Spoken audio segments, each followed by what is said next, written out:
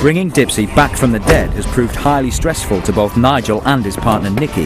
After weeks of delays, he's finally brought us something to smile about. So shiny! It's great. I just can't believe how it's changed. It's really surreal. It's, you know, it doesn't look anything like the bus was before. Yeah. Do you think? Yeah. It'd be very nice if it's got shiny wheels and chrome bits. And they put the badge on the front and they said it looked really good. Yeah. Are they pleased with it? Yeah. Not sure whether they're most pleased with it or to see the back of it. It's quite anxious. I feel like it's like when you bring your newborn baby home, you know, from the hospital. It's like, oh, we've waited all this time for it, now you've got it. And it's like, oh, I've got a lot to do now. Look at the side panel. Is that the new bit? Yeah. Pretty straight, yeah, because there's no dent. No. It's actually easier when it's away from here, because it's somebody else's problem. When it's back here, then it turns into Nigel's problem, which turns into my problem. You're going to come give us a push? No chance. I'll make the tea.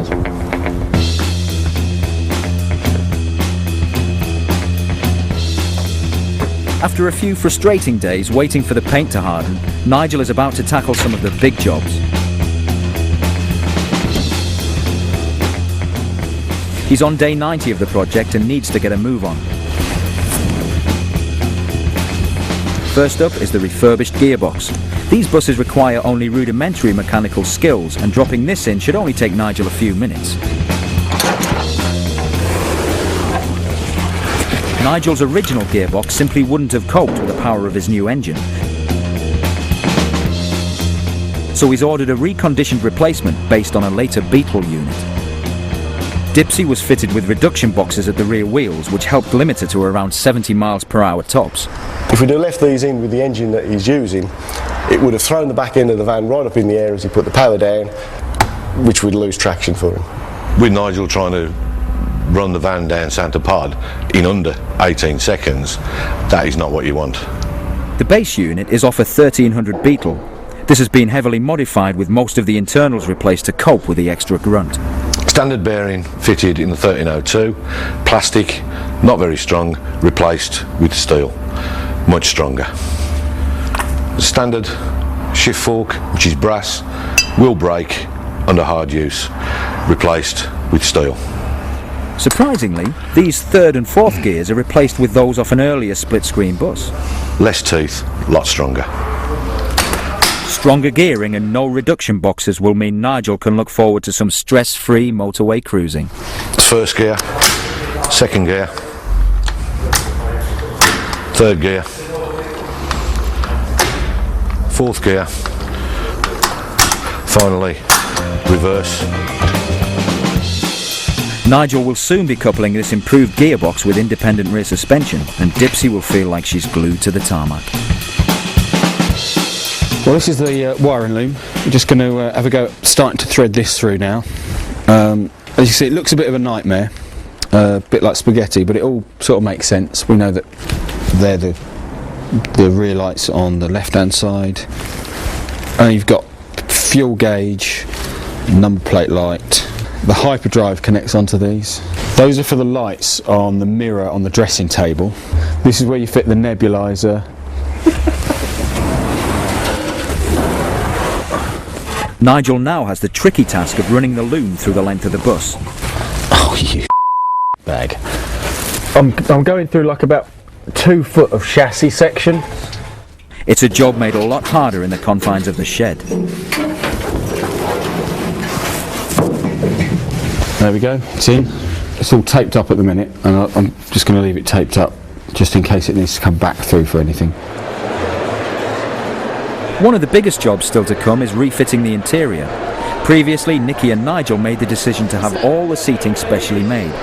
The colour that we're looking at is called mouse grey, but it looks quite brown. This is one part of the project where Nikki has the final say. We changed the colour of the outside, so now we've got to change the colour of the inside, and we've really had to dig deep to pay for the interior.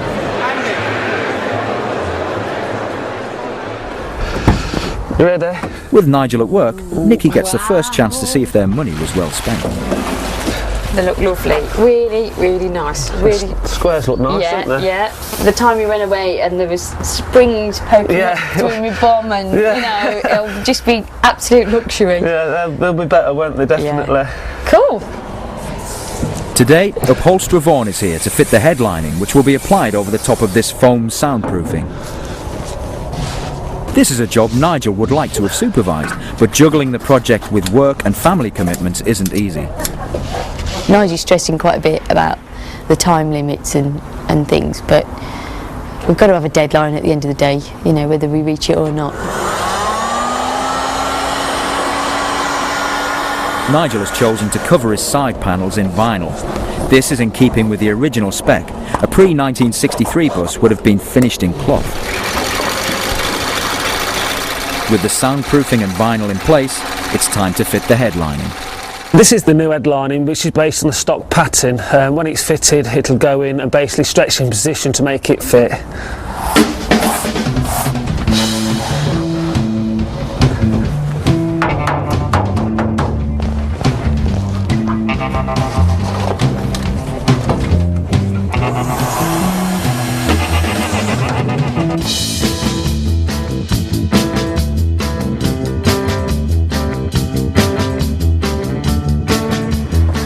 Perfect timing.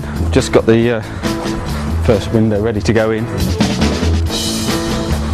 With dozens of small jobs ticked off, but hundreds still to do, including refitting the freshly painted running gear, some much needed help has arrived.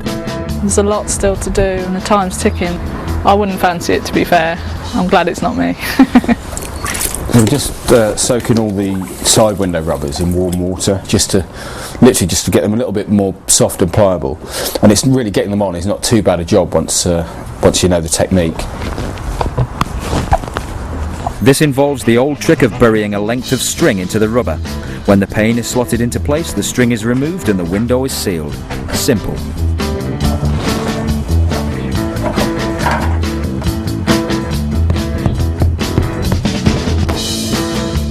Sod. It's strong string then. Stronger string then. Sometimes, however, it's the seemingly straightforward tasks that can ruin your time plan. Let's try again.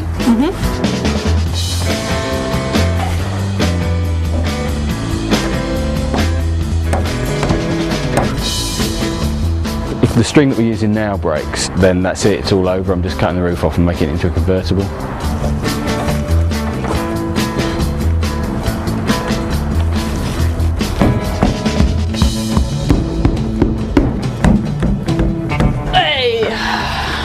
Easy as that? Wicked. How many more? Just 5 or 6. Yeah, I mean, it's a frustrating thing to do, but at the end of it, it's a much more visual thing.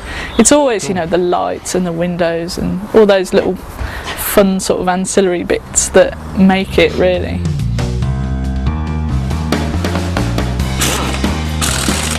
It is a bit like being single really at the minute. In part 2, Nigel works around the clock to get Dipsy ready for the engine boys. It doesn't look as finished as I thought it was going to be when it got here. No, it looks like he's going to be pushed for time.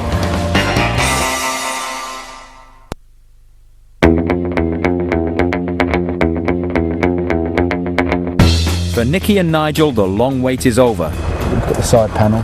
Pretty straight, Yeah, because isn't there's it? no dent. No. But the real work has only just begun. Nigel stripped Dipsy in a single day, but putting her back together could take months. Sometimes even the smallest jobs can consume whole afternoons. There's a lot still to do and the time's ticking. With the running gear painted and refitted, Nigel now turns his attention to the brakes.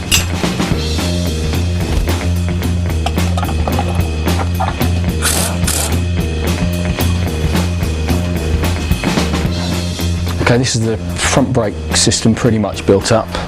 When you upgrade the engine on the bus, you need to be able to rein it in. We've got the nice big fat Porsche vented disc, helps keep the brakes nice and cool.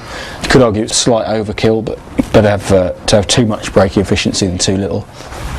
With his new 100 brake horsepower engine waiting to be installed and a fully loaded bus weighing over 1.5 tons, this is money well spent.